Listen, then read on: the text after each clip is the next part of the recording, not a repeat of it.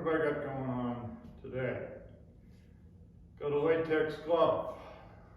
Cut all the fingers out except for the middle finger.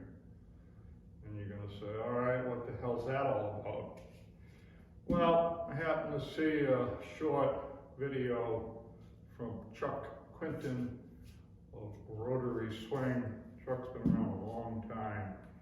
He's a good teacher, has his methods, and he's all about the rotary motion of striking the golf ball, and there's nothing wrong with that. So he believes that the club needs to be released and it needs to be going by the ball as it's being released. He's not a guy that's going to be more this way. He's going to actually let it go, and I have no problem with that.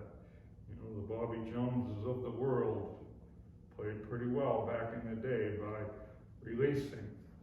The problem is people say, well, that's a flip. No, a flip is when you release it and it's already closed by the time it gets to the ball, just like hip spinners have already spun out before the club has, come into the slot. So those are issues differently than people conceive them.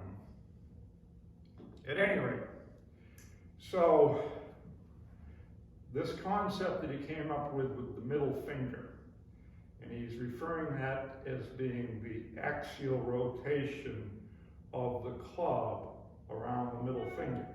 And I think it has some merit. Played with it over the weekend.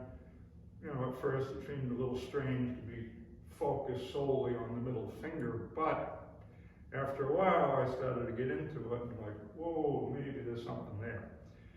So we all know that we demonstrate the butt of the club under the heel pad of the hand rests in that lead finger, or the middle finger. Index finger is your trigger finger. That's going to be more of a twitchy type finger, whereas the middle finger is going to be more of the finger in play. Clearly, for years, they talked about the pressure in the middle two fingers. I know it shares tendons going up the arm with the middle two fingers, and so they're designed to do a lot of work. And grips are tapered. They're tapered for a reason.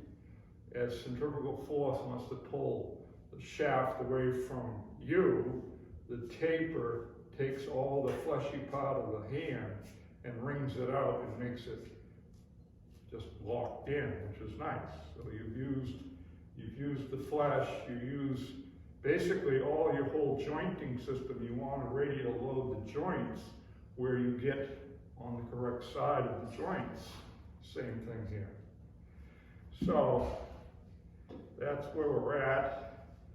Taking and using this as I remove the hosel, extract the hosel from the shaft from the hosel, and I take it out of the stone using this, focusing on the middle finger here, so that once it goes up, I'm able to still know where that middle finger is in space. So now we're on time and space.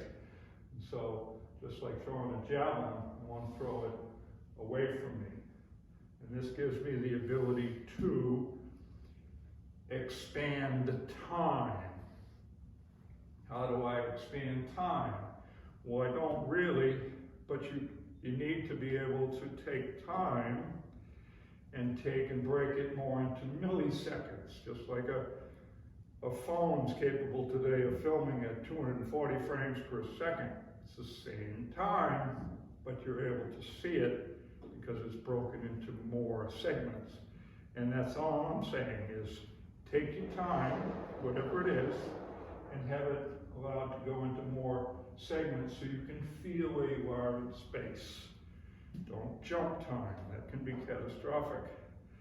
So, out of the stone, take all the slop out, send it up over my vectors, and then try to extend time by sitting away, 7 away, and striking the ball.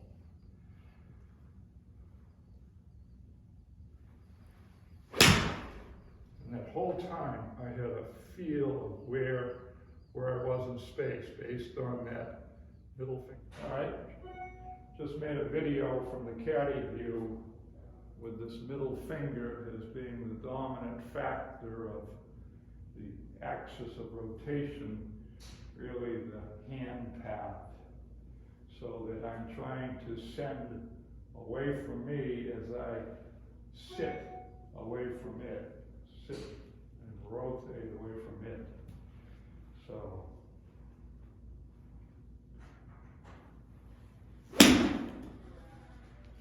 that's the feel as I'm extending or elongating time.